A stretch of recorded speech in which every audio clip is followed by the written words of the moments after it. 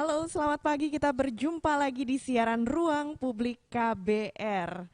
Apa kabar Anda? Semoga sehat selalu dan senang sekali saya Ines Nirmala bisa hadir kembali di tengah-tengah Anda di siaran Ruang Publik edisi tanggal 28 Juni 2022 dan hari ini siaran Ruang Publik KBR live dari Gedung Direktorat Jenderal Pajak.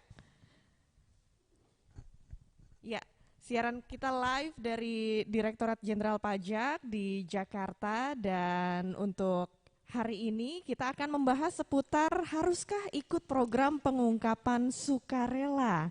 Karena memang program PPS atau program pengungkapan sukarela ini diselenggarakan sudah hampir 6 bulan dan akan berakhir tanggal 30 Juni 2022, di mana kebijakan PPS juga sudah diatur dalam Undang-Undang Harmonisasi Peraturan Perpajakan atau HPP, di mana PPS sendiri adalah program pemberian kesempatan kepada wajib pajak agar mengungkapkan kewajiban perpajakan yang belum terpenuhi secara sukarela melalui pembayaran PPh berdasarkan pengungkapan harta yang dimilikinya. Nah, tentu saja di sini kita mau mengajak Anda untuk lebih paham seputar PPS supaya lebih termotivasi juga untuk mengikuti program ini. Dan buat Anda yang sudah mengikuti program pengungkapan sukarela, kita ucapkan senang sekali karena Anda sudah bergabung, keren ya. Dan buat yang belum, ayo kita ikuti program ini dan supaya lebih paham lagi seputar PPS, kita akan berbincang-bincang bersama narasumber dari Direktorat P2 Humas KPDJP yang akan membahas hal-hal apa saja sih yang penting dipertimbangkan sehingga kita tidak ragu lagi untuk ikut program pengungkapan sukarela. Dan sudah hadir bersama kita pagi hari ini ada narasumber kita Bapak Yuda Wijaya, penyuluh pajak ahli madya, Direktorat Penyuluhan Pelayanan dan Hubungan Masyarakat dari Direktorat Jenderal Pajak. Selamat pagi Pak Yuda, apa kabar? Selamat pagi Mbak Ines, selamat pagi pendengar Ruang Publik KBR, salam sehat dari Gatot Subroto. Salam sehat selalu ya Pak ya. Pagi hari ini kita kan membicarakan seputar PPS, program pengungkapan sukarela. Mungkin masih ada juga di antara pendengar kita yang ingin tahu seputar PPS itu apa sih gitu, mungkin belum terlalu paham seputar program ini. Sebenarnya Pak, apa alasan mengapa wajib pajak itu perlu ataupun harus ikut program PPS? Ya, terima kasih Mbak Ines. Pendengar Ruang Publik yang kami hormati, jadi 29 Oktober tahun lalu, Undang-Undang Harmonisasi Peraturan Perpajakan telah ditandatangani Presiden dan salah satu materinya adalah tentang program pengungkapan sukarela. Jadi namanya program pengungkapan sukarela. Jadi secara sukarela silakan wajib pajak. Wajib pajak ini termasuk masyarakat yang belum menjadi wajib pajak untuk mengungkapkan apa yang belum diungkap pada surat pernyataan di teks amnesti maupun pada SPT tahunan 2020. Tapi sebelum sampai ke sana Mbak, ini kan memang aturan turunan dari Undang-Undang HPP, ada yang namanya PMK 196. Ini hanya 29 pasal, saya pikir dalam rentang waktu 5 bulan dan 3 pekan selama ini telah tersosialisasi oleh Direktorat Jenderal Pajak baik dari kantor pusat maupun unit regional dan unit vertikal di KPP. Namun bisa saja memang informasi ini belum sampai. Jadi ketika tadi basisnya adalah pengungkapan harta pada surat pernyataan teks amnesti, surat pemberitahuan tahunan, SP tahunan, mungkin ada yang pengen tahu juga SPT tahunan ya, itu apa? Karena memang banyak Mbak Ines dari proses kita melakukan edukasi yang bahkan hingga saat ini masih belum sempat menyampaikan SPT tahunan karena tidak tahu. Nah, Direktur Jenderal Pajak itu mengenalkan kepada publik tentang adanya siklus perpajakan. Siklus perpajakan kita mengenalnya dengan singkatan DHBL, Daftar Hitung Bayar Lapor. Nah ini memang perlu juga bagi kami mengulas sedikit di awal, Mbak Ines. Jadi siklus DHBL ini dimulai dengan D, daftar registration. Jadi ketika masyarakat, baik itu WNI maupun WNA yang sudah lebih dari 183 hari tinggal di Indonesia, itu adalah subjek.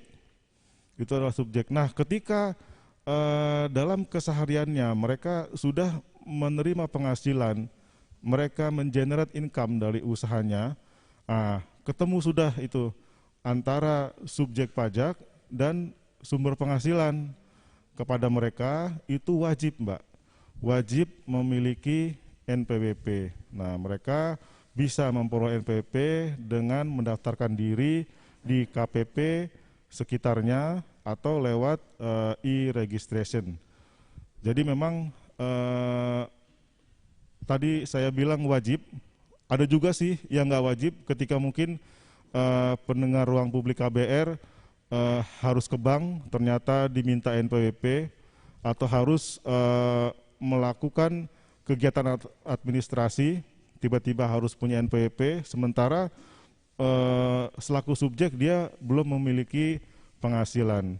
Nah, untuk yang ini, karena memang ada kewajiban dari pihak ketiga, tapi dari nature-nya ketika memang subjek pajak sudah memiliki penghasilan, maka dia wajib mendaftarkan dirinya. Kayak saya juga, kalau misalnya ini kelakar ya gitu ya, ketika saya mencari mantu gitu ya, pertanyaan pertama saya kepada calon mantu itu, ini udah punya NPWP belum ya? Gitu. Yeah. Kenapa basisnya NPWP? Karena dari rumusnya NPWP adalah nomor pokok wajib pajak yang dimiliki oleh dia yang telah memiliki penghasilan gitu kan. Oh, gitu. Entah dia nanti harus bayar pajak atau enggak, kita akan bahas berikutnya. Jadi pendengar ruang publik KBR, DHBLD itu adalah daftar. Lalu ketika daftar, apa yang harus dilakukan oleh wajib pajak?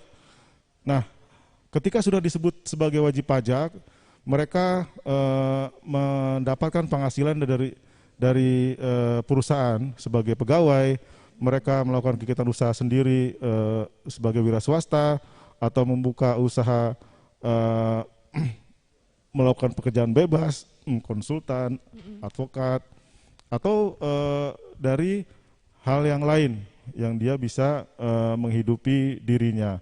Nah, ketika nanti di dalam perjalanan kewajiban perpajakannya, dia akan melihat, oh ini penghasilan saya. Dia harus menghitung tuh, ada nggak sih pajak yang harus saya bayar. Ini kita bercerita tentang subjek pajak orang pribadi yang lebih mudah difahami oleh para pendengar ruang publik ya. Nah jadi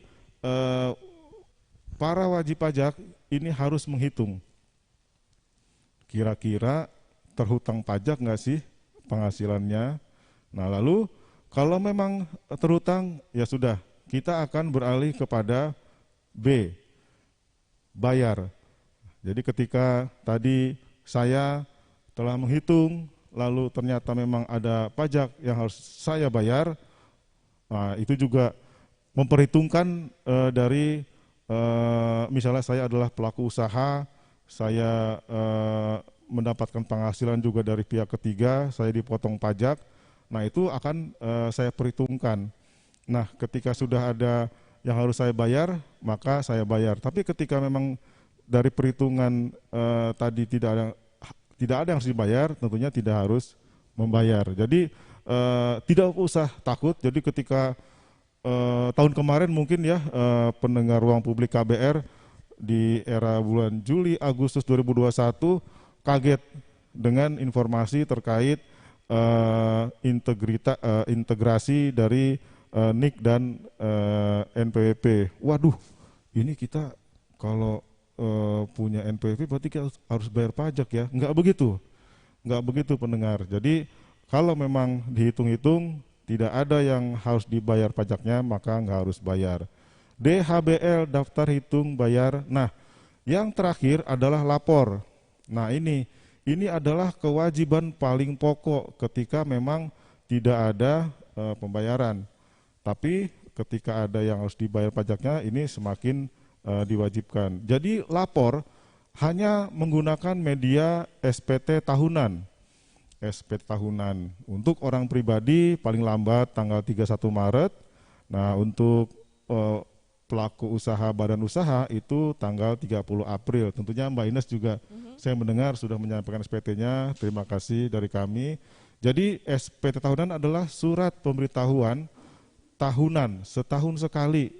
Wajib pajak memberitahukan kepada DJP, ini loh penghasilan saya, ini loh biaya-biayanya. Nah, yang terjadi, yang terekstrak pada tahun itu saja gitu. Nah, sementara bukan hanya penghasilan dan biaya yang dituangkan pada SPT tersebut, ketika wajib pajak memiliki harta, ketika apakah itu dari usaha sendiri, apakah dari hibah dan warisan, nah tentunya itu juga harus dimasukkan ke sana. Pun ketika ada hutang, dimasukkan di dalam SPT. Yang terakhir adalah tentang status. Jadi kalau kita bicara orang pribadi, biaya yang bisa dikurangkan dalam struktur SPT tahunan mereka adalah PTKP.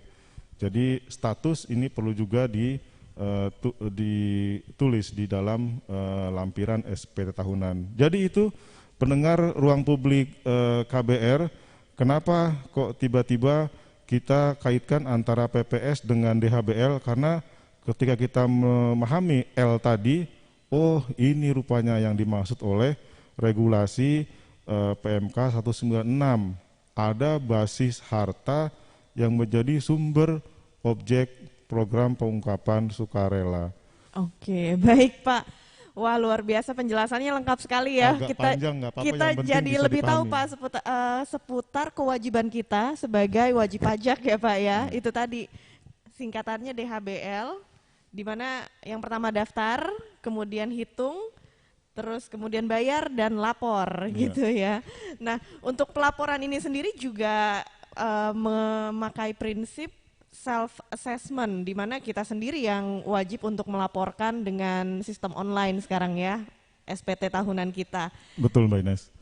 Jadi memang tahun 1983 itu beralih sistem administrasi perpajakannya dari official assessment ke self assessment. Jadi wajib pajak diberikan kepercayaan untuk menghitung, memperhitungkan dan melaporkan kewajiban perpajakannya.